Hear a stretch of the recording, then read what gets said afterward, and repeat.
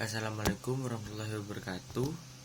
Perkenalkan, nama saya Sagadal Syabana dengan NPM 2230109101. Saya di sini sebagai mahasiswa semester 4 yang sedang mengambil matkul manajemen pelayanan publik, khususnya yang sedang didampingi oleh dosen yakni Bapak Hayat.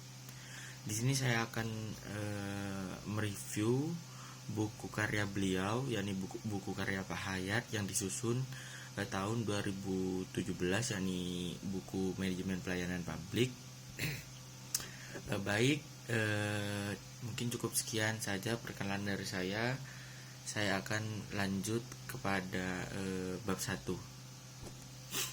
Bab 1 pendahuluan. Bab 1 ini menjelaskan pentingnya pelayanan publik sebagai fondasi penyelenggara pemerintahan yang baik. Pelayanan publik ini bukan sekedar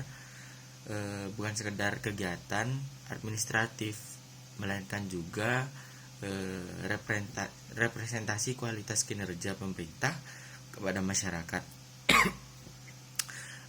Kebanyakan masyarakat itu menilai kinerja pemerintah dari bagaimana mereka dilayani, apakah aksesnya mudah, cepat, terus murah, apa berkualitas, dan lain sebagainya.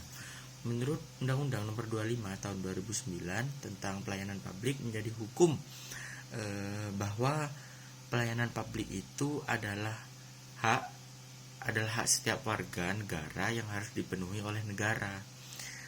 Selain dari regulasinya, faktor lain yang sangat memengaruhi kualitas pelayanan adalah kompetensi sumber daya aparatur atau ASN, aparatur sipil negara, dituntut untuk memiliki profesionalisme, integritas, serta orientasi pelayanan publik yang tinggi.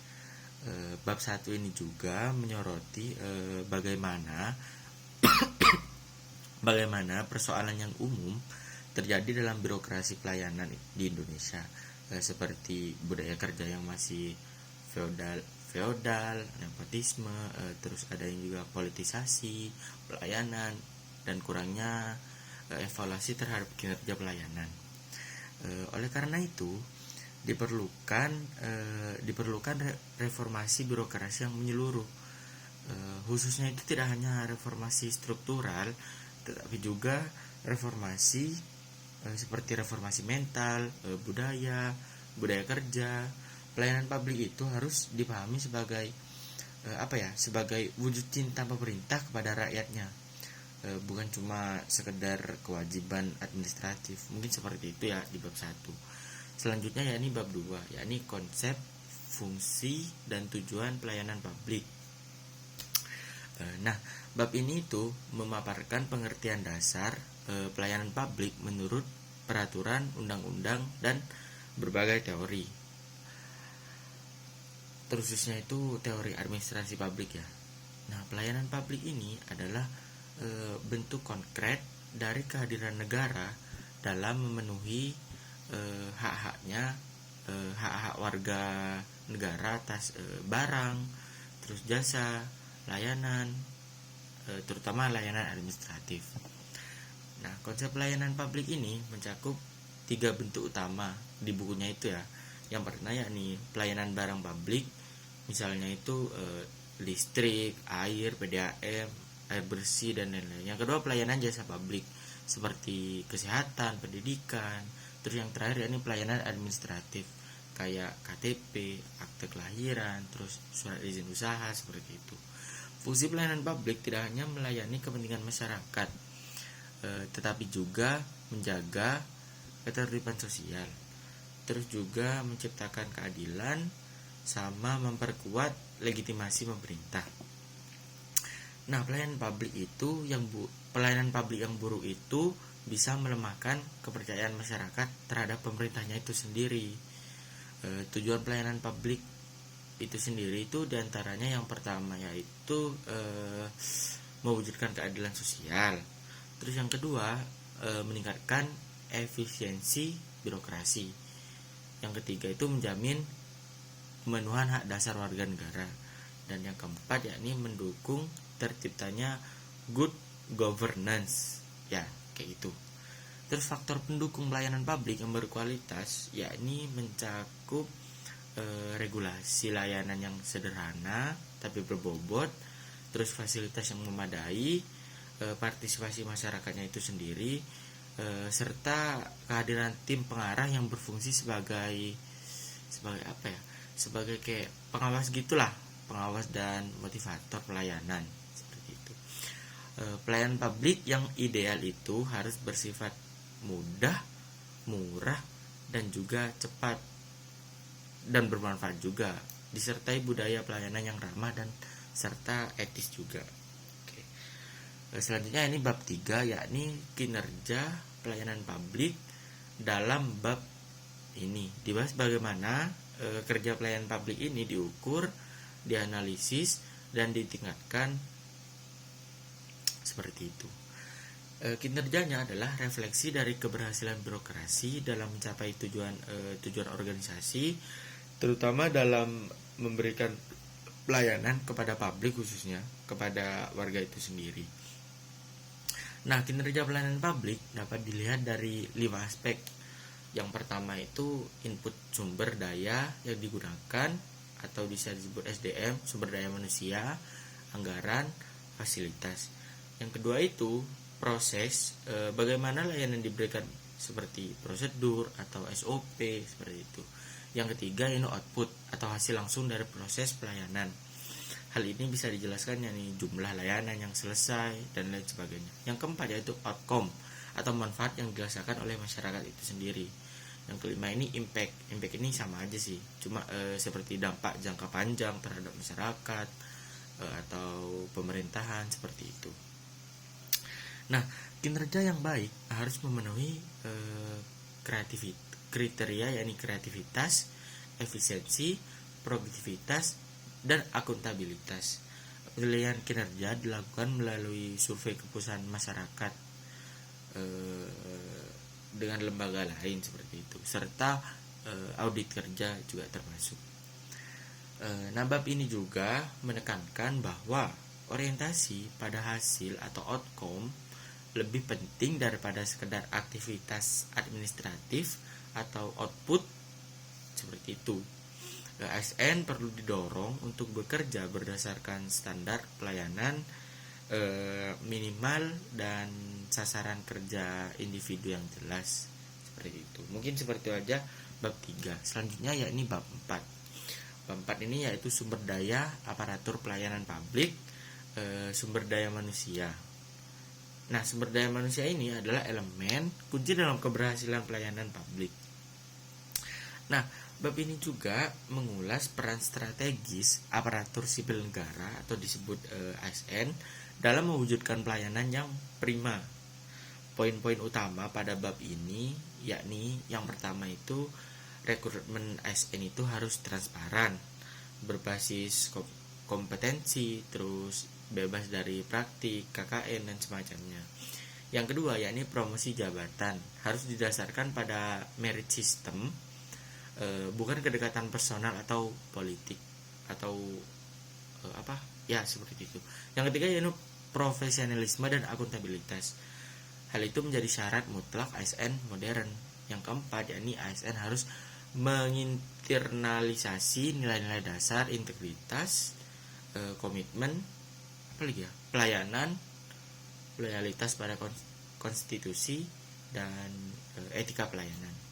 Menurut Undang-Undang Nomor 5 Tahun 2004 tentang ASN itu sendiri menjadi payung hukum untuk mendorong reformasi manajemen SDM aparatur. Pengembangan kompetensi ASN dilakukan melalui pelatihan teknis, terus diklat kepemimpinan, sama pendidikan lanjutan. Agar ASN itu memiliki kemampuan untuk menghadapi tantangan pelayanan di era digital. Seperti itu fungsinya.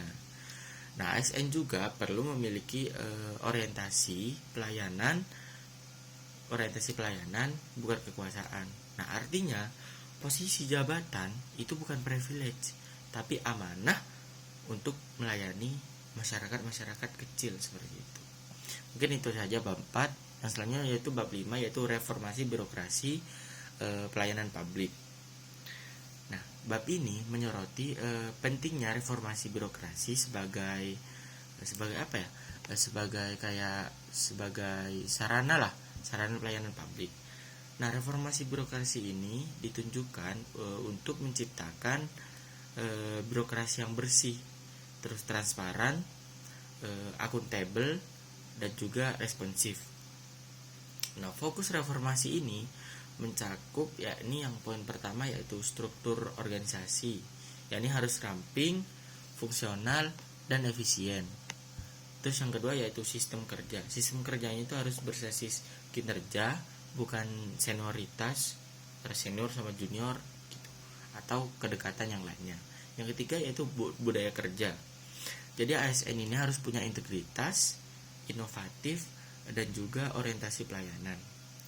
Nah, kebijakan reformasi birokrasi ini disusun dalam Grand Design Reformasi Birokrasi tahunnya itu tahun 2005 sampai 2025, dan itu terus diperkuat melalui kayak program-program seperti zona integritas, terus sistem e-governance, terus penguatan sistem merit, dan lain-lain sebagainya. Nah, reformasi pelayanan publik menjadi bagian penting itu dari agenda besar ini. Pemerintah itu harus mendorong layanan publik berbasis teknologi. Contohnya itu kayak aplikasi digital, terus pelayanan online, kan banyak tuh yang biasanya bisa diakses online. Nah, untuk mempermudah akses dan meningkatkan efisiensi itu sendiri. Nah, tapi ada tapinya juga. Tapi reformasi ini tidak cukup pada level kebijakan. Diperlukan lagi political will yang dikuatkan dari pimpinan tertinggi instansi untuk mengubah pola yang sudah lama menuju pelayanan publik yang lebih profesional. Jadi istilahnya kayak ada kemajuan lah dari hal sebelumnya seperti itu. Terakhir yaitu bab 6 yaitu good governance. Nah, bab 6 ini menjelaskan bagaimana good governance itu menjadi cita-cita akhir dari manajemen pelayanan publik. Good governance itu sendiri itu berarti tata kelola pemerintahan yang menjunjung tinggi nilai transparansi, akuntabilitas, sama partisipasi. Responsivitas dan juga efisiensi juga termasuk dalam poin-poinnya seperti itu. Nah, pelayanan publik menjadi instrumen utama untuk menerapkan prinsip-prinsip good governance, kayak misalnya kayak misalnya yang pertama itu transparansi dalam prosedur dan biaya pelayanan, itu termasuk. Terus yang kedua akuntabilitas dalam pelaporan dan evaluasi kinerja. Terus juga yang ketiga partisipasi masyarakatnya dalam pengawasan dan juga penyusunan standar layanan itu sendiri seperti itu. Nah, dalam sistem pemerintahan modern, pelayanan publik yang baik adalah wujud konkret dari legitimasi pemerintahan. Tanpa adanya pelayanan yang profesional dan juga adil, maka prinsip good governance itu sendiri pasti tidak akan terwujud. Bab ini juga dalam isinya itu membahas bagaimana reformasi birokrasi menjadi sarana untuk mencapai good governance seperti itu. Pelayanan publik bukan hanya tujuan, tapi juga merupakan alat transformasi menuju pemerintahan yang bersih dan juga efektif. Mungkin seperti itu. Mungkin seperti itu aja resum dari buku Manajemen Pelayanan Publik karya Pak Hayat yang tahun 2017. Kurang lebihnya mohon maaf. Saya Sagarul Sabana. Terima kasih, mohon maaf jika ada kesalahan atau tutur kata atau isi yang salah atau kurang jelas. Kurang lebihnya saya mohon maaf. Wassalamualaikum warahmatullahi wabarakatuh.